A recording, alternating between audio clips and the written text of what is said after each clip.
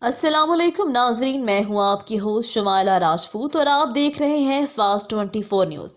खबर शामिल करते हैं हमारे रिपोर्टर पंजाब पीर मोहम्मद फुकराज अब्बासी की रिपोर्ट के मुताबिक बताया जाता है कि गिरफ्तारी के बाद शेख रशीद अहमद का बयान सामने आ गया। अवामी मुस्लिम लीग के सरबराह शेख रशीद अहमद को गिरफ्तारी के बाद थाना आपारा मुंतकिल कर दिया गया।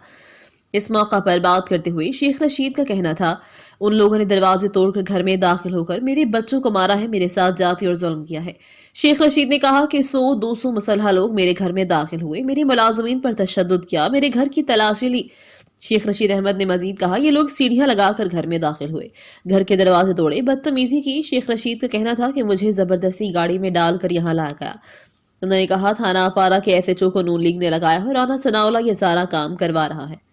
ये थी हमारी आज की खबर। मजीद ऐसी खबरें देखने के लिए देखते रहें हमारा चैनल फास्ट 24 न्यूज़।